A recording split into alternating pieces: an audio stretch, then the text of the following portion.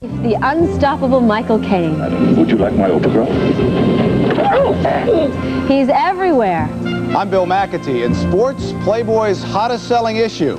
Just beyond the centerfold, it's Playboy's All-America basketball team. I'm Edie Magnus. In the USA section, living images of John F. Kennedy, the real people behind the photographs. You'll never see another picture like that of a president. And I'm Kenneth Walker. In money, it's a multi-billion-dollar industry. A special bonus section on business travel. All of that and more on the weekend edition of USA Today, the television show.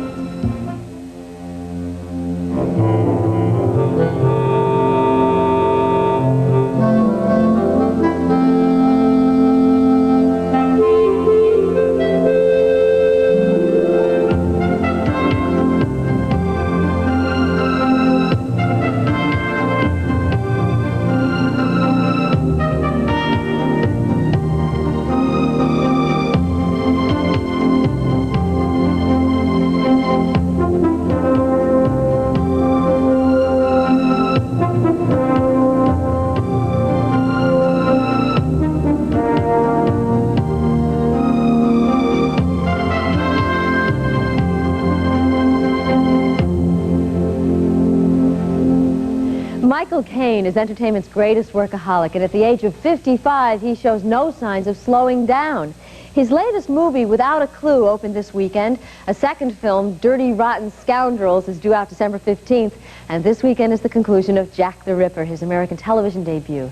He has portrayed alcoholics, homosexuals, lunatics, and all kinds of lovers. He is truly an actor of many colors.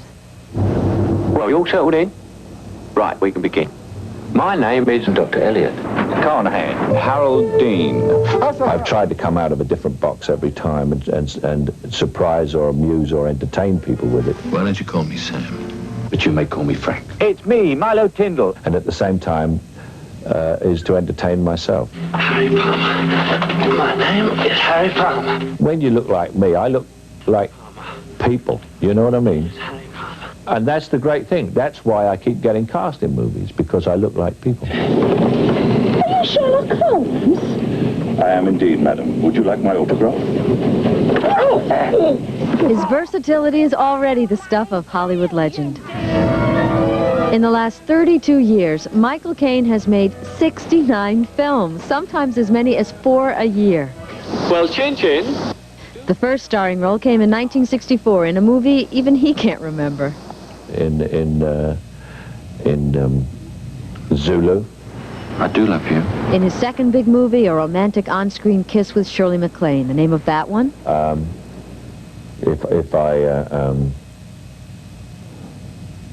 I've played so many different parts. It's quite impossible to keep up with them. But how could anybody remember all of his films?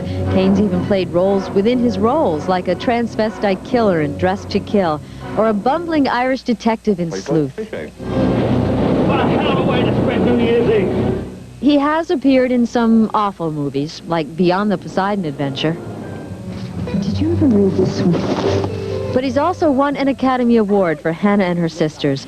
There are few things in life as dependable as Michael Caine's acting. Rich.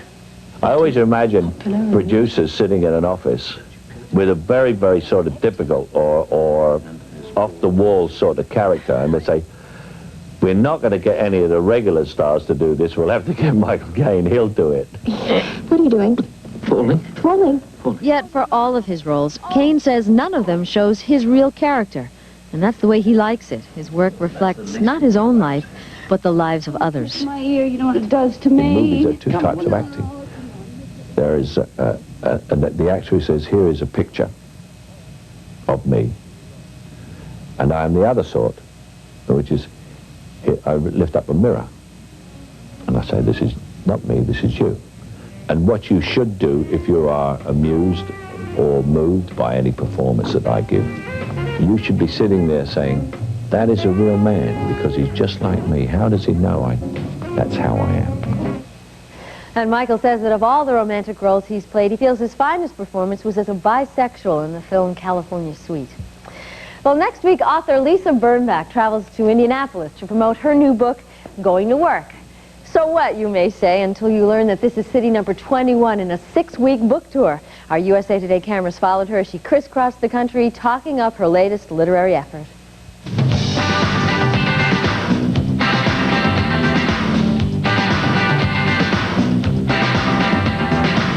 No sitting down on your butt, the world don't owe you.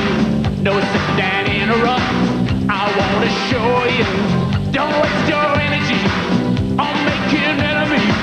Just take a deep breath and work your way up to less work. Touring is so much work.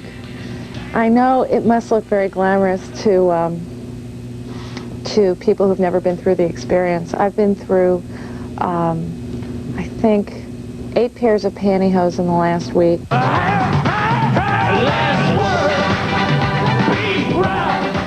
The reality is you have to have a lot of energy. You have to relate to each interviewer as an individual and pretend you haven't been asked that question 6 times earlier in the day. How did you get the idea for the book? Why, Lisa Birnbach, did you decide to do this subject? What do you want to accomplish with this book? What was the motivating factor behind your writing the book? This kind of tour is not glamorous. Hello. Welcome to our studios. Isn't it nice to be here? It's not as if I'm sitting backstage drinking martinis with Warren Beatty and Jeremy Irons, who are also going on the show, and then we're all having dinner afterwards, although I would be available for cocktails. The thing about traveling that is weirdest to me is that it has completely eliminated my sense of time. I have no idea how long ago I was anywhere or did anything.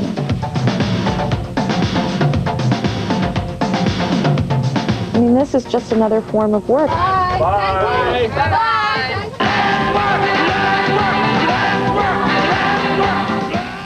Well, apparently nothing in the Preppy Handbook, that was one of Lisa's last books, prepared her for life on the road. It is a hard life and a lonely one, too.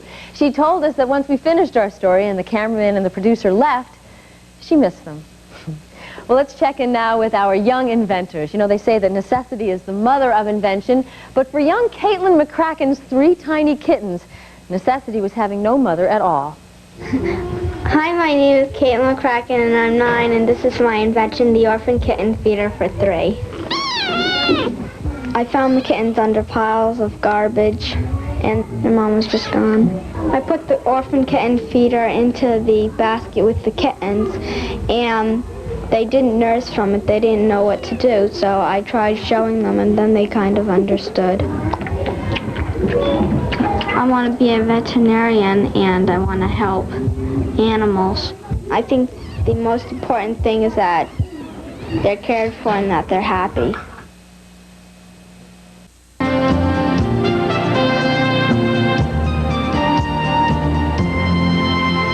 Welcome back to the weekend edition of USA Today. I want to ask you guys something that has to do with our next story. I was just remembering a time when I would have done anything for that sort of adrenaline rush, you know, working harder and going for deadlines and taking risks. This morning, I found out that there was caffeine in my cold tablet, and I got upset because now I will do anything to relax and sort of pull back. Have you noticed that change? I think we all do require a certain amount of tranquility, but I still like the adrenaline from time to time, frankly. I think it also has a lot to do with where you are in your life. Not that we're all old, but as you get a little more mature, I think, you know, when you're young, you really want that excitement and to establish yourself. And then as you get older, you find things that are really more important in your life. And that generally has to do with tranquility and peaceful moments. Get some serenity. Well, in fact, it has something to do, too, with the age that we are in. These days, some of us are moving towards the 21st century a lot faster than we like. It's been called the acceleration syndrome. It even inspired that hit song, Don't Worry, Be Happy. Well, Boyd Matson talked to some reformed fast-trackers who have discovered that slowing down doesn't mean stopping. Leisure time used to be sacrosanct. You could come to the park and ride your bicycle and know that the office couldn't find you. But now we are in the age of acceleration, and people feel they must be connected at all times. See what I mean? It's ironic that in this age of modern conveniences, we seem to have less time than ever. People are suffering from what is called hurry sickness. Excuse me just a minute. Hey, have your answering machine call my car phone. I'm sending those contracts to the fax machine in your kitchen so you can read them over dinner. For people like Hollywood producer Jay Bernstein, the race to the top seems to have one rule. He who hesitates has lost. Hey, you can start to see downtown, Tennessee. I would love to learn to be mellow. I would love to learn how to relax. I have always been so busy with work that I know that one day I'm going to wake up and find out that I'm 70 years old and there's a lot of things I never got to, like getting married, having kids. I've never even been to a barbecue, and I've never been on a picnic. Keep focused, push harder, be relentless. But some people are questioning if the fast track can lead to success in their personal life. Many people are just saying no. They're saying that they cannot be super mom, super dad, a super professional, and try and fit everything in. And people now are making judgments. They're now choosing to slow down, limit the amount of activities they engage in, and try and savor their experiences more. Sid Cato had a classic case of big city burnout. He thought because technology would let him do more, he should do more. And he became a slave to the office. But Cato quit to publish a newsletter from his home in Waukesha, Wisconsin, when he decided the machines should work for him. I have taken the tools of the 21st century, the computer, the fax machine, which is both very simple devices, the telephone, ultra simple, and have turned that against society. I've moved away back into a slower era. Richard Eyre was a management consultant who was on the road constantly.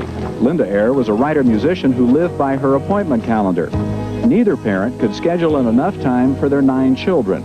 We drive older cars now than we did 3 or 4 years ago. Oh, may not be the best. Beat up. I make less money than I did 5 years ago, and I'm delighted about it because it was a trade-off. I have more time now than I did, and I think our wardrobes are smaller. I think we've found that there's a lot of freedom in getting rid of certain things. Okay. What we were looking for was not a way to drop out or a way to get more done. We were looking for a way to be more selective and find more quality in life.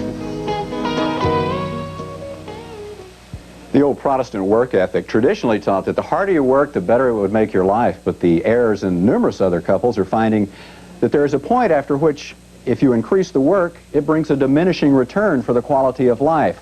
So they've made a choice. They've decided just to back off, to take less money, but to have more time. And I think what we all want is more time. The question is, guys, what are you willing to give up to get it? That's it. Well, at least the Eyres scheduled enough time to conceive those 9. Boy, you know what I thought was interesting was the gentleman who said we have to learn to be mellow, as if, you know, we have to teach ourselves how to do that somehow. Well, I think once you get caught up in this sort of rat race, that you've geared your whole personality to move in a direction, and it really is hard to back off. I know, coming into New York City the other morning after fighting the traffic, I looked at my wife and I said, why don't we just give this up and go somewhere else and do something else? Right. But a lot of people are doing it's hard to stop. Right. A lot of people are doing a compromise to that, trying to get a place in the country to get away from everything. And then you go crazy driving between both. Yeah, they're trying to do both. Right. And that takes even more work. Right. Well, Boyd, thank you so much for that story. It's good to see you. Nice to see you guys. And coming up next, Kenneth with money. It seems that California is going bananas. Banana. Designer bananas, that is. But before that, let's take a look at next week's weather with the Weather Platoon. All right, Miss Young, thank you very much. Men, I want to hear you loud and proud. Yes, sir. October is now 3 weeks old, and a lot of the USA is cold. The East will get a few more drips, and the temperatures will continue to slip. The South's been wet and chilly, too, but soon the sky will turn to blue. If you want to see where the leaves look best, check out the foliage in the dry Midwest. The Northwest is still kind of damp, but the Southwest has the World Series champs. Now sound off. 1, 2, 3, 4. 1, 2, 3, 4.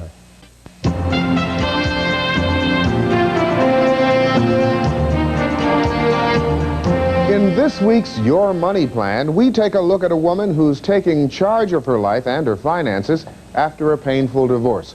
We went to Bettendorf, Iowa to meet Mary Gilliland and her 3 children. 12 years ago, Mary quit her job as an x-ray technician to stay home and raise her children. 2 years ago, with her youngest child just starting school, her husband left. After spending a year adjusting to a new life as a divorced mother at age 42, Mary is ready to pick up the pieces and look toward the future. I knew a lot about credit and debt and finances, but I wasn't ready to handle mine until now. In the divorce settlement, Mary got the house and the family car, but with them came the payments. With total monthly expenses of over $5,000, there's no money left for savings, and Mary's alimony lasts only 9 more years. My goal is to get on a budget I can handle and have my financial situation look better than it does. As it is now, Mary's expenses are higher than her income. She gets $66,000 a year in alimony, plus $1,000 in interest from a tax-free bond, which makes her yearly income $67,000. But her yearly expenses, which include income taxes, total nearly $80,000. To get out from under this debt, Mary plans to go back to school to study accounting, and she hopes to get a job when she finishes. My financial goal will be to be debt-free and to be self-supporting in a maximum of 5 years. Joining us now to talk about how Mary can best take charge of her financial life is financial planner Margaret Welch, who's been studying Mary's finances. She joins us now from our Washington newsroom. Miss Welch, thanks for coming in today. Thank you, Ken. Most people have to deal with some kind of tragedy, a divorce, maybe even a death. What should they do immediately to take charge of their finances? Ken, Mary has taken the most important first step, which is she's made up her mind to take action. She needed help and she's asked for help. Also, she's taken a very good inventory of where she is now. She knows what her income is, but she's also made a very good list of what her expenses are, and she knows where that money is going. So we have some information to work with. She also has a great deal of debt, more than she has coming in. Is there anything she can do or ought to do about that immediately?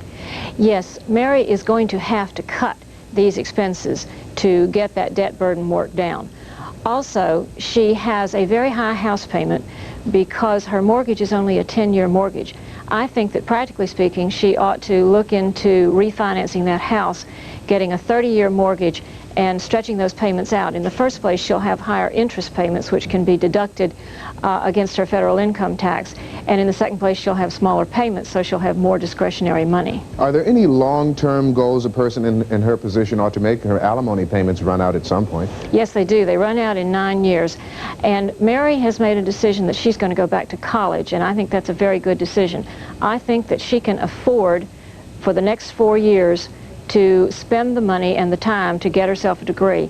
Then she has 5 years left to build a career, develop her own income, and become self-sufficient. Wonderful. Thanks, Miss Welch. Thanks for coming in today. You're welcome. It seems that everything from shoes to ketchup now has a designer label, and it's now designer fruit. Here with that story in our bureau in Culver City is our correspondent, Ann Abernathy. Ann? That's right, Kenneth. North of Los Angeles, just south of Santa Barbara, and on the right side of the road, there's a small jungle. And often people just stop to ask, what is it? So we decided to find out. A beautiful bunch, a ripe banana. Southern California is going bananas for Java Blues, Jamaican Reds, Cardabas, and Ahi-Ahis. These are just a few of the more than 50 varieties of bananas grown here at the Seaside Banana Garden. It's the only plantation of its kind in the USA. We're trying to provide people with a really diverse eating experience, and in contrast to you know, the very standard product that they're getting exposed to now. Doug Richardson always wanted to grow something exotic. So 3 years ago, he and Paul Turner started the garden from a few plants growing in Doug's yard. Today, they've got 11 acres of bananas and 4 more in progress. They're selling themselves.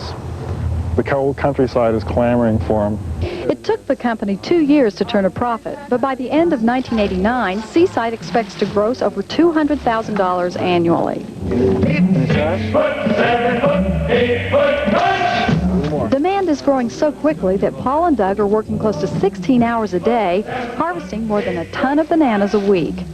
A long time ago, we realized that the demand was going to be there, and the struggle has been to get more acres planted, and we've kind of bootstrapped this thing along.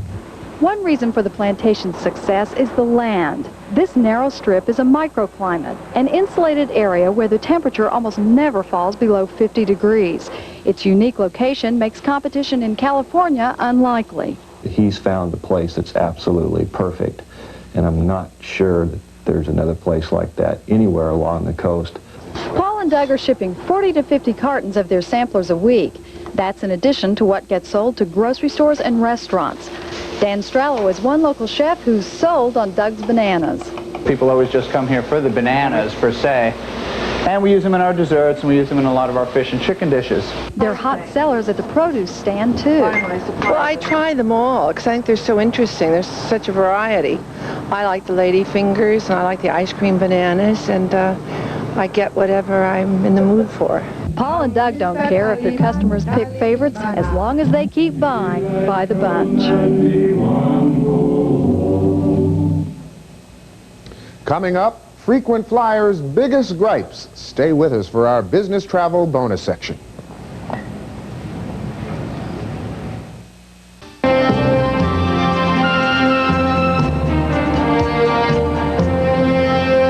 We have a new feature on the weekend edition of USA Today. We call it our bonus section. From time to time, USA Today, the newspaper, dedicates an entire section to one subject. Well, so will we. This time, it's business travel. It's estimated that businesses across the USA will spend $100 billion this year on travel. Yes, that's billion with a B, and it's going up. USA Today reports business travel costs should edge up next year by nearly 5%. Last year, it was only 1%. The reason for the increase, a slight rise in airfares, but most of the increase comes from a jump in car rental rates. The reason for that? Tax reform. Car rental companies are losing some of their benefits, and the customer, as usual, is going to feel it in the wallet. So what's the biggest gripe business travelers have? Our new USA Today poll says it's delays, bad airports, and luggage troubles. At the nation's airports, it's those long stretches between terminals and the long lines at the ticket counters that most business travelers object to.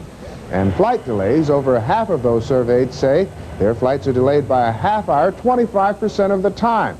As for airlines, our business travelers ranked Alaska Airlines highest, and after a highly publicized bad year, Eastern Airlines ranked lowest. And how has the new federal regulation concerning carry-on baggage affected our business travelers? A whopping 82% reported they've not changed their ways at all. They're probably scared they'll never see their bags again if they're checked. Edie, Robin, and Bill are going to help me out here with the rest of our bonus section. Edie's up first with triple mileage mania. Edie? Thanks, Kenneth. 1988 really has been a year of frequent flyer mania. Most of the airlines have been trying to lure customers by offering promotion after promotion, including tripling the miles you earn. It's been a bonanza year for the frequent flyer. Total miles on United, I guess now about 680,000. I have the most miles on Delta. How many? Probably close to 1 million miles. Those triple mile programs may cost the airline industry more than $1 billion this year. So airline executives swear they won't be tripling the miles in '89, unless, of course, someone else does it first. You can't afford not to be at the card table. You have to be there as a player. The frequent flyer programs came out of the intense competition among the airlines. We all have basically the same aircraft, the same seats, and we try to offer the same service. And when an airline can receive a competitive advantage by offering a better service or an incentive such as giving miles for a rent-a-car and in conjunction with their frequent flyer program, we gain an advantage. 500 for United Airlines. Okay. So airlines offered all kinds of ways to increase mileage, offering mileage credits for renting cars, using certain hotels, even making phone calls. The plans got more complicated, and some people had trouble keeping up with them. I don't think many people know about it. I work here at the airport, and I didn't know about it till you guys came. Next year, the airlines will try to cut back on awards, but no one in the industry expects frequent flyer programs to disappear because nobody wants to be the first to end them. I don't know who would be brave enough to be the first one to walk out on that limb. Then there's always the question, does the hardcore traveler take advantage of these programs anyway? When I'm on vacation, the last thing I want to see is an airplane. If frequent flyer programs are designed to inspire airline loyalty, our business travel poll says otherwise. More than half of the people we surveyed belong to up to 3 programs, and 20% say they belong to 4, 5, or 6 different programs. And now for a look at the new technology of flying, here's Robin. Thank you, Edie. Frequent flyer programs are not the only way that airlines compete. The newest focus is creature comforts. In fact, this weekend in Miami, about 300 airline representatives are seeing the latest ideas for onboard entertainment and business technology. Now, most of the ideas are for the distant future, but our Chicago correspondent Beth Ruyak has a report on air technology that is taking off this year.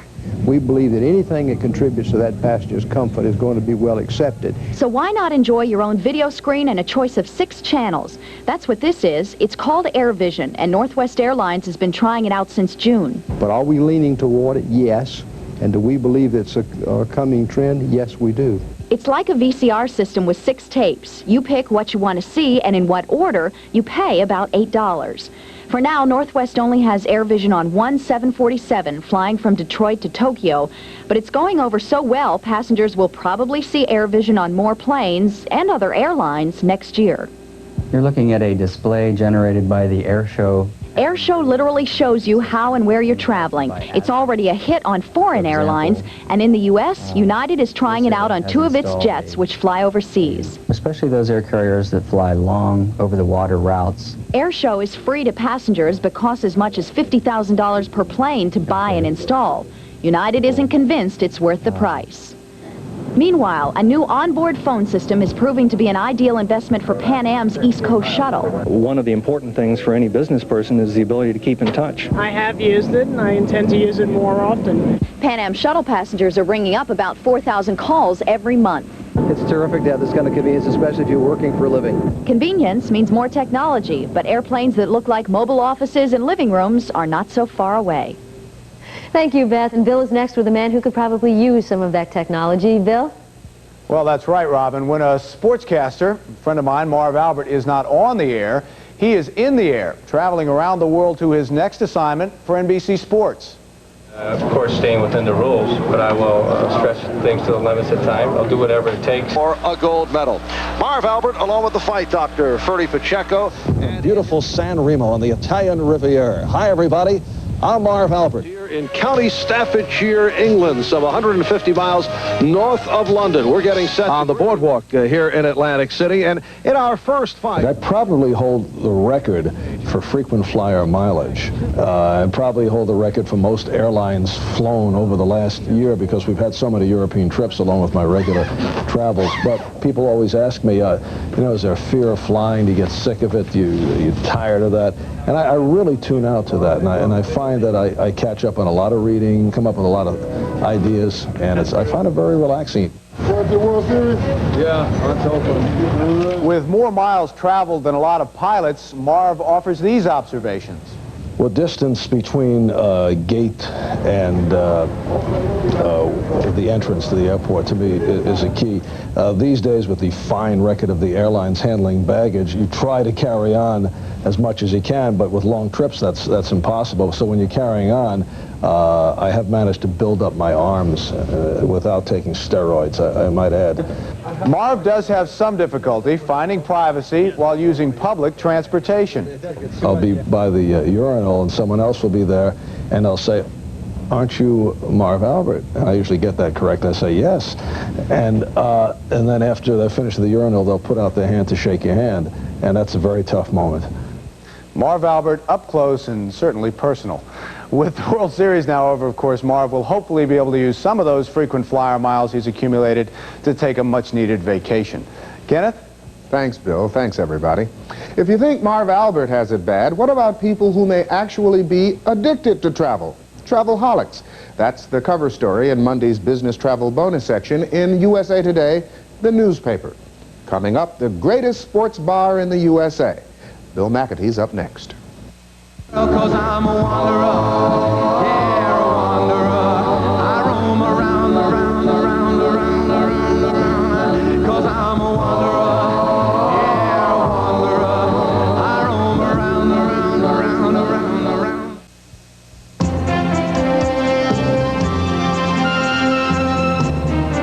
Well, now that the Dodgers have been crowned the best team in baseball, I don't know whether or not we're legally obligated to do this, but we feel it's only fair to give a team proper credit for being the worst team in baseball. The Baltimore Orioles and Atlanta Braves were the worst team in their leagues this year. The Braves lost 106 of 160 games, while the Big O's lost 107 out of 161, an American League record. So to find out who would win a battle for the bottom, we turned to a computer baseball company called Pursue the Pennant and asked announcer David Glenn to call the worst series. After the Braves won Game 1, we pick it up in Game 2, where the Braves' 7-3 lead in the ninth appears to be in danger as the Orioles loaded the bases before Suter retired Larry Sheets on a game-ending 4-6-3 double play to take a 2-0 lead in the series.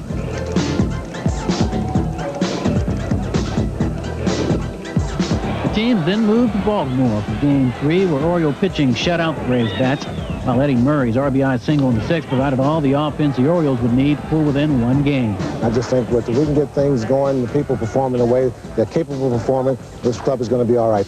Behind Frank Robinson's strong words, the Orioles went on to even the series at 2 games apiece. Game 5, the last in Baltimore, showcased yet another solid Oriole pitching performance. Smith allowed 5 runs through the first 5 innings and trailed 5-3, but then settled down and threw 4 innings of shutout ball as the O's added 6 runs for a 9-5 victory. The Orioles took their 3rd straight and led the series 3 games to 2. In Game 6, the Braves were held to only 5 hits, but 3 of them were home runs, giving the Braves a 4-2 win and pushing the series to a 7th and deciding game. It's the last game, and this is not the World Series. It's the top of the 9th with the tying run on second base. Ossenmacher strikes out Sheets to win the deciding game 4-3, which make the Baltimore Orioles baseball's worst team, according to our computer game specialists. Another great moment in sports, only on USA Today. And of course, our congratulations to the Orioles. And obviously, the key to your lack of success is that you always gave 110% and you lost them 1 game at a time.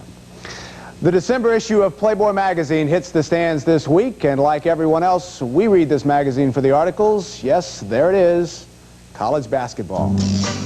Under the boardwalk, out of the sun. For the 12th year running, Playboy magazine's top 10 college players got together for a team photo. This year, they gathered in Orlando. Under the boardwalk. Playboy has a solid record of picking winners. Since 1977, Playboy's All-America teams have included players like Larry Bird, Michael Jordan, Ralph Sampson, Patrick Ewing, and Akeem Olajuwon. And here's this year's teams, players Playboy thinks will dominate college basketball.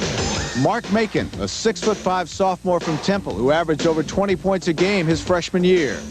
6'4" Todd Lichty, a senior and the all-time scoring leader at Stanford. Georgetown senior Charles Smith at 6'1", averaged 16 points a game last year. And Sherm Douglas, a 6' senior from Syracuse who had a school record 289 assists last year. Playing forward, Arizona's Sean Elliott, the 6'8" senior, last year's Pac-10 Player of the Year. Glenn Rice, a senior from Michigan, averaged 22 points a game last year, the Big Ten scoring leader. A big man at 6'10", BYU's Michael Smith averaged over 21 points a game last year. And Georgia Tech's Tom Hammonds, a 6'9" senior who averaged more than 7 rebounds a game. And Oklahoma's Stacey King is in the middle. He is a terror there. Last year, he blocked over 100 shots in a single season. And finally, Danny Ferry, a 6'10" senior from Duke, who probably will be the #1 pick in the next NBA draft. That's our team. It'd be a great team to take in as a new NBA franchise or something. One was starting one off. You could do well with this group. When you realize that we had Larry Bird and Magic Johnson on the team 11 years ago, and they were just young kids then, one would have to wonder out of this group who would become the beach towel legends of the future. And by the way, Playboy says Arizona will be the #1 college basketball team in the nation. And speaking of Arizona, Phoenix, Arizona, never a hot spot for pro sports, now has a reason for celebration. The NFL Cardinals now call it home. And if it's the game you want to watch, Max's is the place to go.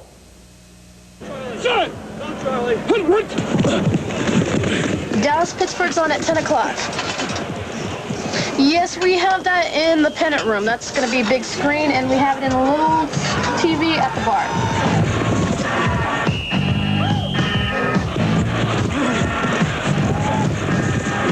Whoa, where'd everybody come from? I hope you're going to get a seat. Well, to find your way around here is at times is rather tough. We've named all of our various rooms, like the Hall of Fame, the North End Zone, the South End Zone, 50-yard line, pennant room, and people are they don't want to miss a second of the action. In fact, that's why we put a television set in our restroom. Come on, turn around! I'm used to it because my father, he had like 3 TVs, and he used to set them up, and he used to watch like 3 ball games at once. I've never understood why guys yell at a TV. That's always something that has baffled me. Why? Come on, come on, come on, come on, come on! Yes! Yes! Yes! You know, you're from out of state, you're from out of country, you can come here and watch your team. Picking up 4 satellites at a time. It's America. What's that spell?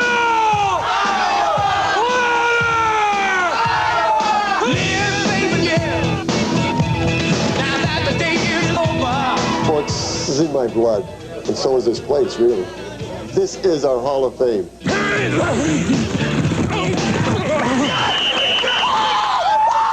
Max is in Phoenix. Coming up next, JFK through the eyes of his personal photographer as the weekend edition of USA Today continues. Stay with us.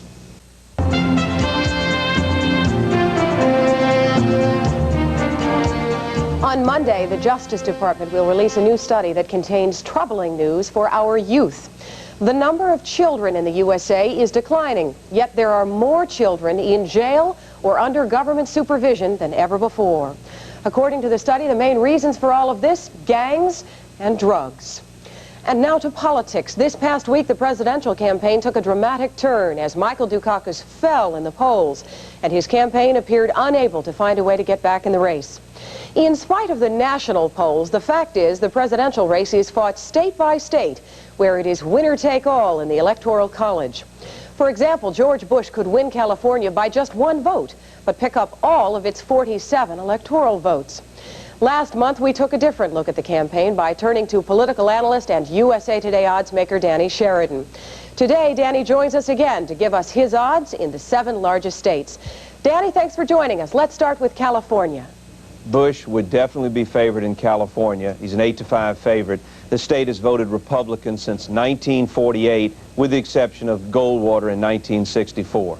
How about Texas? Texas, 3-1 in Bush's corner. Very conservative appeal. And Dukakis is viewed as a liberal, which definitely hurts in Texas. Florida? Florida, again, very conservative, Sun Belt voters. Bush would be a solid 7-1 favorite to win Florida. And in the Midwest, Ohio? Ohio is an interesting state. I still favor Bush by 8-5. The northeastern part of the state, Democratic, industrial. However, the rest of the state, solid manufacturing-oriented, that would favor the Republicans. What about New York? New York, Dukakis, it's a good state for Dukakis. Here, when you're viewed as a liberal, that helps. He's a 3-1 favorite. New York's heavy ethnic population will definitely help Dukakis. Illinois? Illinois, again, Dukakis a 2-1 favorite, only because of Chicago. 25% of the vote, overwhelmingly Democratic, and you also have unemployment and social issues, which of course favor Dukakis. And finally, Pennsylvania. Pennsylvania, to me, Edie, would be a toss-up. Bush is slightly ahead in the polls, but this state almost went Democratic in the 1984 election. Very unpredictable, a toss-up. Danny, you have been favoring George Bush even when he was behind in the polls, and the last time we spoke to you, you gave him 6-5 odds. What do you give him now? Well, now to me, he's almost bordering on a landslide. He's a 10-1 favorite. In the Electoral College, you need 270 votes to win. I have Bush right now at about 300, Dukakis at 120, and about 118 undecided. It's almost a 3-1 margin right now, and I expect it to grow. Thanks so much for joining us. Political analyst Danny Sheridan. And it is no secret this campaign is being carefully controlled. All we see of Bush and Dukakis are photo opportunities and television ads. We rarely get to see the candidates being themselves. But we can get a look at what John F. Kennedy was like during his campaign and presidency. His personal photographer, Jacques Lowe, was there during the campaign's critical moments, and he captured on film a side of John Kennedy that we rarely see. Jacques shared some of his photographs and his memories with correspondent Bill Sternoff. He is Jack Kennedy, who is going to be the President of the United States, in 12 months of that photograph taken. Jackie, who will be the toast of the world. And here they are, and nobody's paying any attention to them. Nobody turns their head. Nobody wants to talk to them. Nobody wants to say, I'd like to shake your hand. It's incredible, and in retrospect, the photograph becomes monumental. I asked him to sign an earlier book of mine, and he went to that picture, and he pointed out, and he said, that's my favorite picture. He says, nobody remembers that today, meaning there was nobody there. I would kill myself today if all of these pictures had been out of focus or something like that, or I hadn't composed them right, or... So I not only had the opportunity to do it, but I did it well, and I think that's a great achievement. What are we looking at here? Well, here, of course, we're looking at a moment in history that has been fateful to all of us. It's the Lyndon Johnson nomination. Lyndon was very nervous, and the first thing he did, in fact, he went over to the sideboard and poured himself a bourbon, rather large bourbon. And about 5 minutes later, Bobby came back in, and he, of course, was dead set against his nomination. And if you look at the faces of these three people, you realize what the relationship is. This looks like a man in agony. Lumumba was his hope in the Congo. Lumumba was assassinated. He feels it. This is a fallen leader, and look at what he feels about this fallen leader. I think it tells you something about the presidency, and especially about that president. You never see another picture like that of a president. And I think that tells it all. Those photographs are part of Jacques' latest book, The Kennedy Legacy, A Generation Later. Coming up next, Beth Ruyak with the season's great getaways. We'll be right back.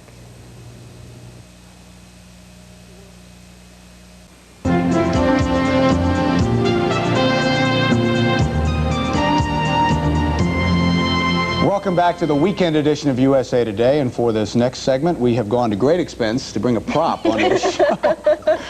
Fall leaves. This is my favorite time of the year. These leaves were in the makeup room with Barbara and Leslie, but I mean, you don't see that happen any other time of the year. I mean, nobody brings a blade of grass from the summer or a snowball from the winter. This is great for you. Have I got a deal for you? There is a whole yard full of leaves in my backyard that I have to clean up. Always the optimist. Always the optimist. Well, it is, for a lot of people, a great time of the year, especially here on the East Coast where the leaves are so beautiful. If you are looking for an escape this fall and you don't want to spend a lot of money, you may want to think about a vacation spot that your tax dollars have already paid for. It is one of the USA's greatest natural resources, the national parks. Here's Beth Ruyak with some vacation ideas, perfect for the fall. Traffic, crowds, and a crush of people. This was the summer snapshot at many national parks, but now all that's changed. At Yosemite in California, for example, the masses are gone from the base of Half Dome in Yosemite Falls. The horseback trails are wide open, and so are 750 miles of hiking trails. You can even save money now. Off-season motel rates drop to $57 a night. Campsites cost $6 to $11 a day. You still need reservations, but at least now it's possible to get them. Same story at the Grand Canyon. Even though you've seen so many pictures of it, but I think you have to be here and you really get the feel of the whole atmosphere. So far this year, 4 million Americans have seen the canyon, but autumn visitors get a much cooler, calmer view. In fact, virtually all of our 49 national parks are wide open now, with a couple of exceptions. Oh, Shenandoah, I long to hear you. Shenandoah National Park in Virginia, fall foliage still means big crowds, as it does in the Blue Ridge Mountains and the Great Smokies. More than 23 million people crossed the Blue Ridge Mountains last year en route to Shenandoah and the Smokies. So if you're heading this way, plan a midweek trip and plan on slowing down. The pace has been so totally different here than it would have been at home. You begin to really think about how small you are as part of the world and how big everything is around you. And you really have time to think about it a little bit. The USA's national parks cover over 47 billion acres. And if you've ever wanted to find your own private corner in all that space, now's the perfect time. I had a chance to go up to Montana this summer and do a little fly fishing, and it was just great. I went down to...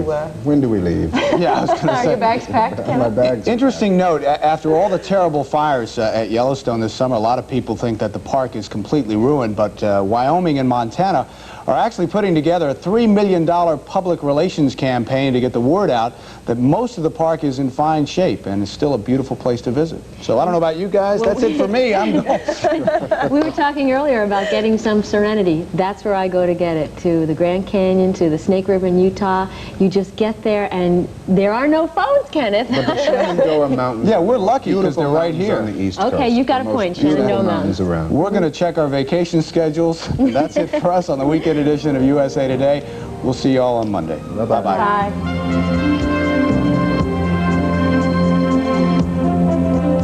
Travel arrangements furnished by Delta Airlines. Where the sun goes, so does Delta. To Florida, the Bahamas, California, Mexico, and Hawaii. At Delta, we love to fly, and it shows.